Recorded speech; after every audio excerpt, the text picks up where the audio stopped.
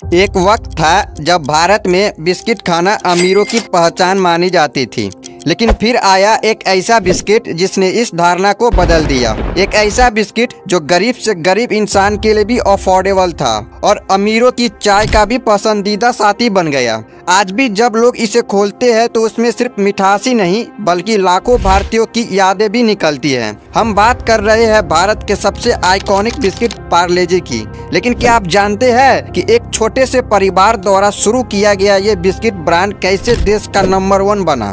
कैसे इसने विदेशी ब्रांड को मात देकर दशकों तक मार्केट में राज किया और कैसे इस साधारण सा दिखने वाले बिस्किट ने लाखों दिलों की पहली पसंद बनी हुई है। चलिए आज हम आपको सुनाते हैं पार्ले जी की वह प्रेरणादायक कहानी जो संघर्ष, मेहनत और सफलता की मिसाल है। वीडियो को पूरा देखिए क्योंकि इस कहानी में छुपा है एक ऐसा सबक जो आपकी जिंदगी बदल सकता है।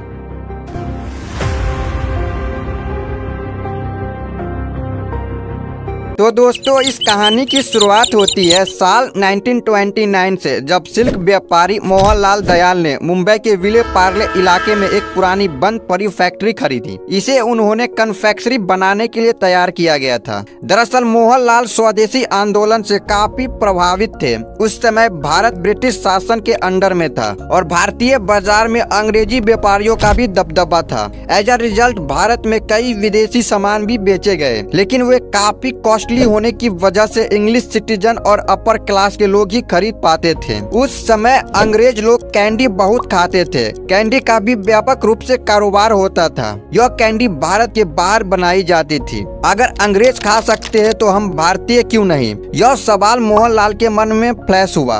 उन्होंने कैंडी बनाने की तकनीकी सीखने का फैसला किया, जिसके लिए उन्होंने कुछ समय के लिए भारत छोड़कर जर्मनी पहुँचे। जर्मनी में उन्होंने कैंडी बनाने का पूरा प्रक्रिया सीख लिया और जर्मनी से 60,000 रुपए में एक कैंडी बनाने वाली मशीन खरीदी और भारत वापस आ गया। वह साल था 1929। वह भारत लौटा और तुरंत एक कारखाना शुरू करने लगा। उन्होंने मुंबई के विले पार्ले में एक पुरानी फैक्ट्री खरीदी और वहीं उन्होंने अपने ही परिवार के 12 सदस्यों के साथ काम करने लगा। फैक्ट्री पुरानी होने की वजह से शुरुआती दिनों में ज्यादातर दिन सफाई में ही बीत जाते थे। मोहनलाल एक लक्ष्य से प्रेरित थे और इसके लिए वह दिन रात मेहनत करने लगे और पुरानी फैक्ट्री को नया बना दिया। सभी सामानों का अरेंजमेंट किया और फैक्ट्री का सेटअप कर लिया। अब आया ओपनिंग डे, लेकिन कंपनी का नाम क्या होगा ये किसी को नहीं पता था। इसे ध्यान में रखते हुए मोहनलाल ने उस क्षेत्र का नाम रख दिया जहाँ यह कंपनी लोकेटेड थी।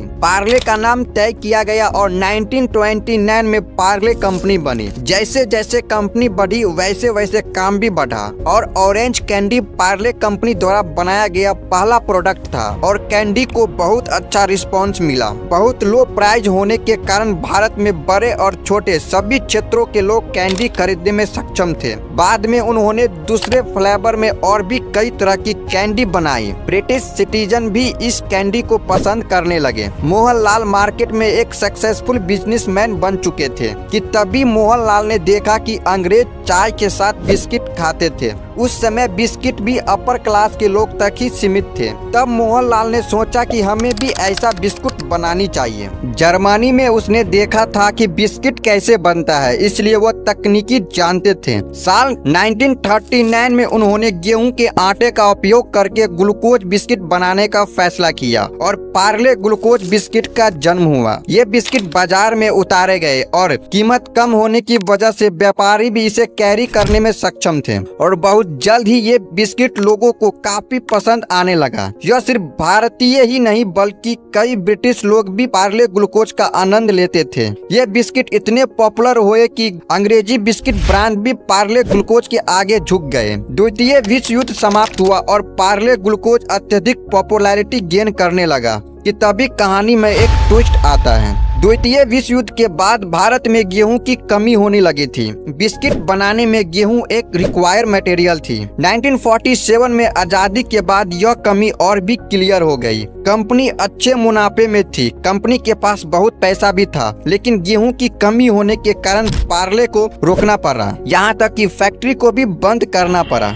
जिसके चलते लोगों को भी बिस्किट की कमी का सामना करना पड़ा। सभी जगह से बिस्किट की मांग होने लगी, लेकिन इसका कोई समाधान नहीं था। इसलिए उसने कहा कि जैसे ही गेहूं का उत्पादन बढ़ेगा, गेहूं उपलब्ध होते ही हम उत्पादन फिर से शुरू कर देंगे। हरित क्रांति के बाद कृषि धीरे धीरे बदलने लगी, अनाज फिर से अच्छी तरह से बढ़ने लगा। 75 साल बाद कंपनी को फिर से शुरू किया गया कि तभी इसी दौरान मोहनलाल का निधन हो गया था। कंपनी ने साल 1982 में बिस्किट का नाम बदलने का फैसला किया। उस समय का नाम पार्ले ग्लूकोज था और पार्ले के साथ साथ अन्य बिस्किट कंपनियां ने भी बिस्किट बेचना शुरू कर दिया और पार्ले की तरह ही अपने नाम ग्लूकोज शब्द का इस्तेमाल करना शुरू कर दिया, जिसके चलते कंज्यूमर्स के लिए पार्ले ग्लूकोज और अन्य बिस्किट के बीच अंतर करना मुश्किल हो गया था, जिसके परिणाम स्वरूप कुछ बिस्किट की बिक्री में कमी आई। इसलिए नाम के इम्पोर्टेंस को देखते हुए कंपनी ने नाम बदलने का फैसला किया और ग्लूकोज को पार्ले ग्लूकोज से जी में बदल दिया। पार्ले ग्लूकोज को अब पार्ले जी के नाम से जाना जाता है और अब यह कंपनी ने इस नाम का कॉपीराइट भी ले लिया।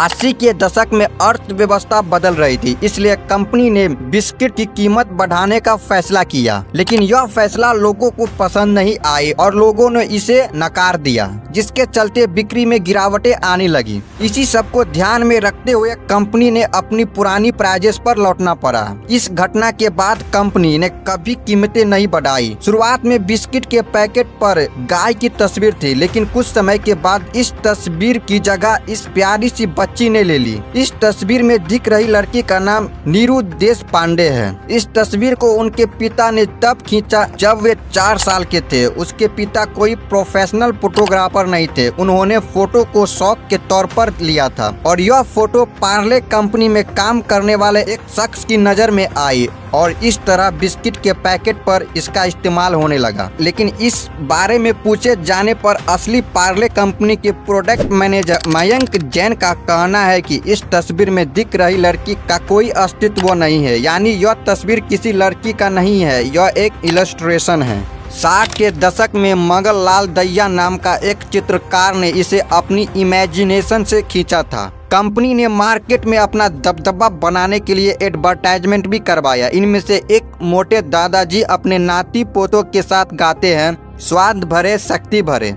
1998 में पार्ले जी को शक्तिमान के रूप में ब्रांड एंडोर्सर मिला, जो टीवी की दुनिया का देसी सुपर हीरो था। शक्तिमान की वजह से बच्चों में पार्ले जी के विज्ञापन काफी लोकप्रिय हो गए। इसके बाद जी माने जीनियस, हिंदुस्तान की ताकत, रोको मत टोको मत जैसी टैगलाइन ने पार्ले जी को हमेशा चर्चे में बनाए रखा। पार्ले जी ने अपने विज्ञापनों में सामाजिक संदेश पर भी फोकस किया, जैसे 2013 में एक एड कैंपेन में पार्ले जी ने पेरेंट्स को अपने बच्चों को छूट देने की बात कही। टैगलाइन थी कल के जीनियस। आज पार्ले जी के पास देश भर में 130 से ज्यादा फैक्ट्री है और लगभग 50 लाख रिटेल स्टोर है। हर महीने पार्ले जी 100 करोड़ से ज्यादा बिस्किट पैकेट का उत्पादन करता है और 21 से ज्यादा देशों में पार्ले प्रोडक्ट एक्सपोर्ट किया जाता है। पार्ले बिस्किट पिछले वर्ष यानी 2023 से 2024 का मुनाफा दुगना होकर 1606.95 करोड़ रुपए हो गए और ऑपरेशनल इनकम 2% बढ़कर 14,349.9 करोड़ रुपए हो गए। तो दोस्तों, यह थी पार्ले जी की सफलता की कहानी। एक ऐसा बिस्किट जिसने करोड़ों भारतीय के बचपन को मीठी यादों से भर दिया। सादगी, गुणवत्ता और सस्ते दामों की बदौलत पार्ले जी आज भी हर घर की पसंद बना हुआ है। अगर आपको यह वीडियो अच्छी लगी हो तो इसे लाइक करें और कमेंट में हमें यह बताइए कि क्या आपको भी बचपन में पार्ले जी के साथ चाय पीना पसंद था। और चैनल को सब्सक्राइब करना ना भूलें। मिलते हैं किसी और नई वीडियो के साथ, तब तक के लिए जय हिंद।